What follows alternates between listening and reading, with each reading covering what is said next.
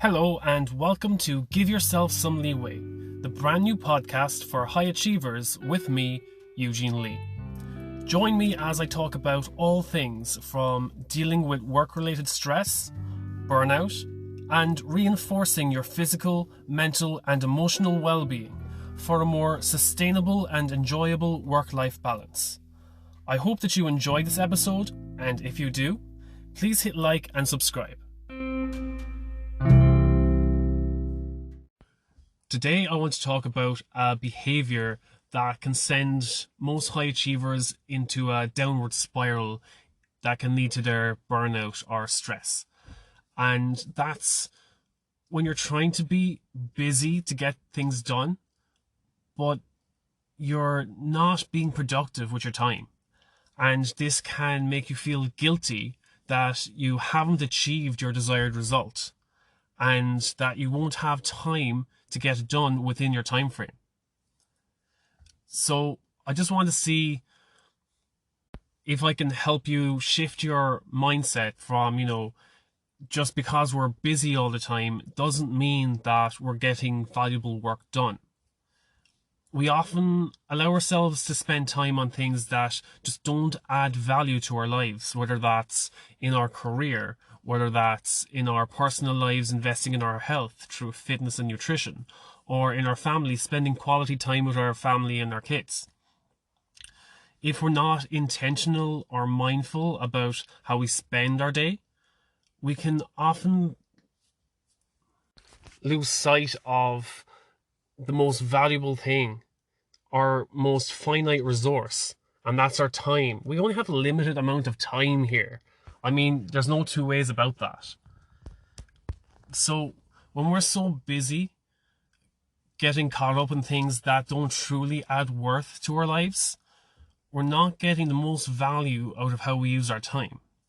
Let's just take, for example, you have a busy week working 9 to 5 and Saturday is your main day off, that you have the house to yourself and you're like, cool, I've got 4 hours where I can focus on cleaning the house before Christmas, or I've got 6 hours where I can just, attack the attic, clean out the attic and floor it even, a nice big goal, nice big activity. And next thing Saturday comes around, you go to clean out the attic or clean up the house, and an hour later you find yourself sitting in the corner playing Candy Crush. Or you come across a memory box and you find yourself an hour later flicking through an album of photos from 10 years ago. So you're halfway through your 4-hour block that you have of free time for this activity, and then the guilt sets in. You're like, I don't have time to finish this. I have a busy work week ahead of me, and I'm not going to get around to it. And you go into that downward spiral of, I don't have time to do everything that I need to do, and work-life balance shifts completely off balance, and that's the start of the downward spiral, especially for high achievers. So how do we stop wasting so much time on the unproductive activities? The first step is to have a plan. Then set your priority list, and then allocate your time accordingly. Often when it comes to these things, people say, set your priorities.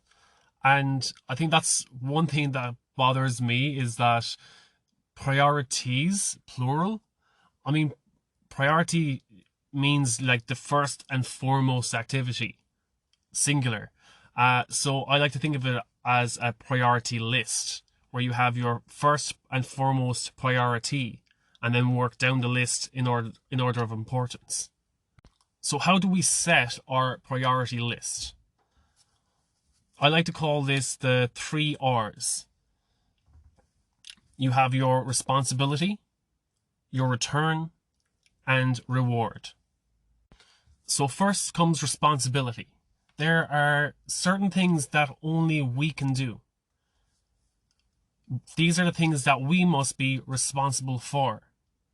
So I think was it Dale Carnegie had this example where, we can hire someone to mow our lawn, but we can't hire someone to exercise for us.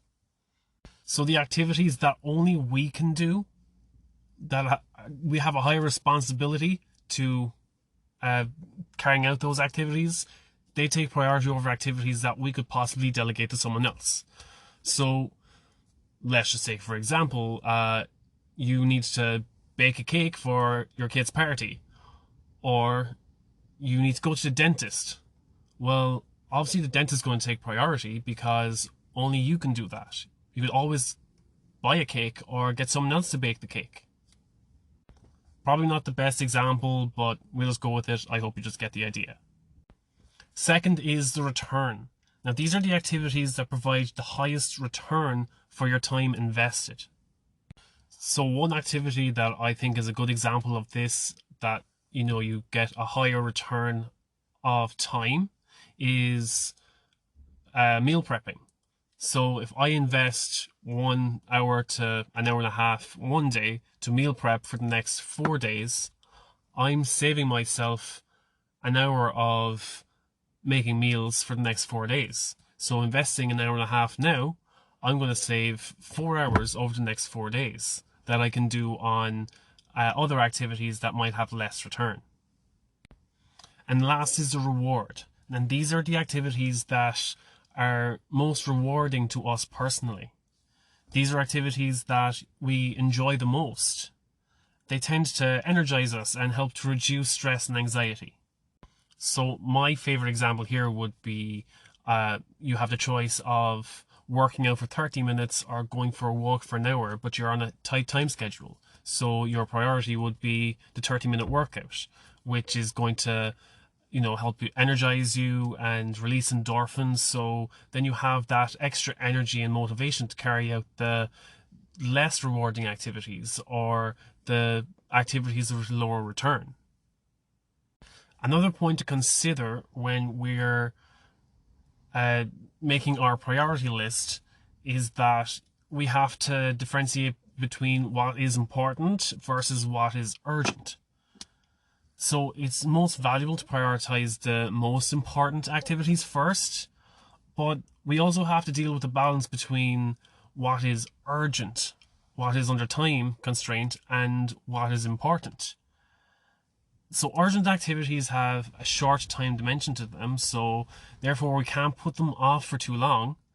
And in a sense, it's important that the urgent activities are handled soon, or you miss out on the value of that activity. It's kind of like you have a deadline in a project, or you have homework and you submit it a week late. If it's past the due date, there's no point.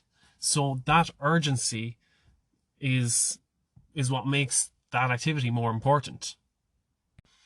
So what it boils down to when it comes to these activities, we need to make sure that we're not fooling ourselves that 8 hours of activity is the same as accomplishment, or being busy is the same as being productive.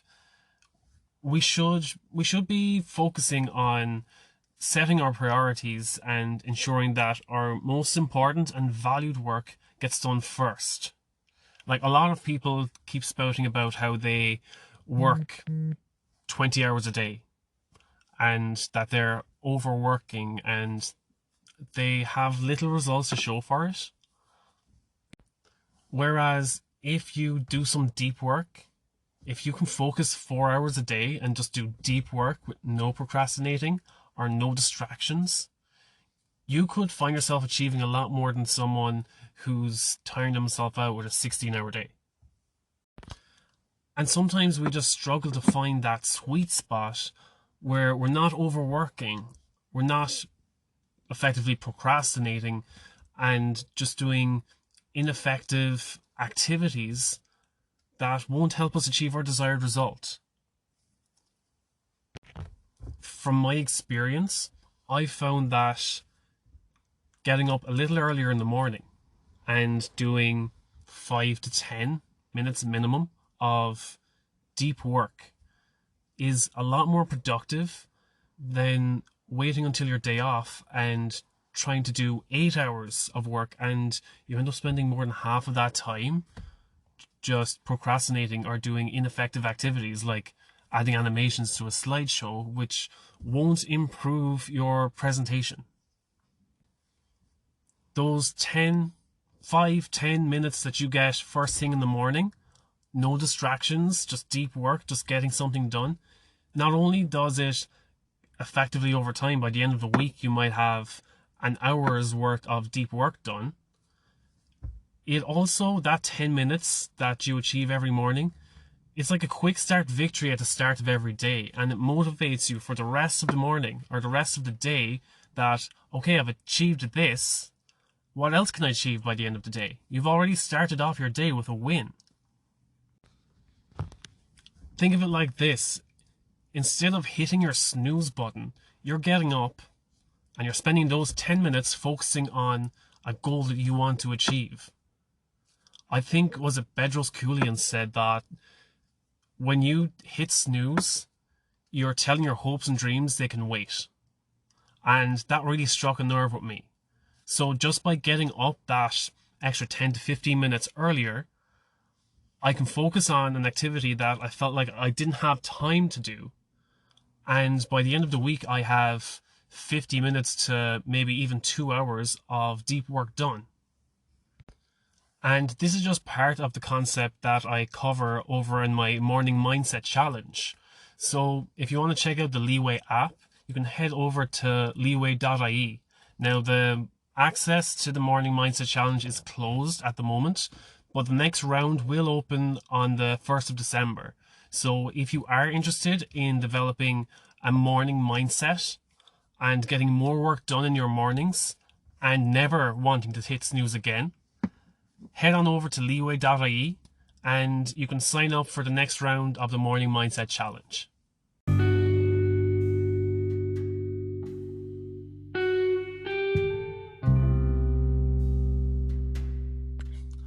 Well, I hope you liked this episode and I hope you found it helpful.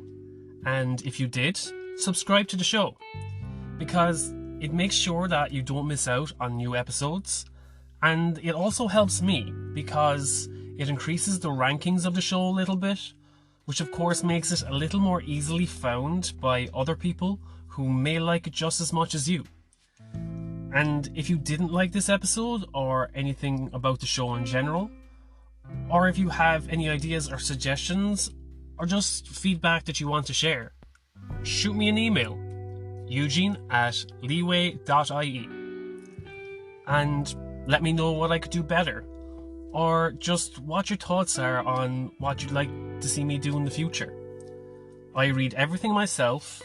I'm always looking for new ideas and constructive feedback. So thanks again for listening to this episode, and I hope to hear from you soon.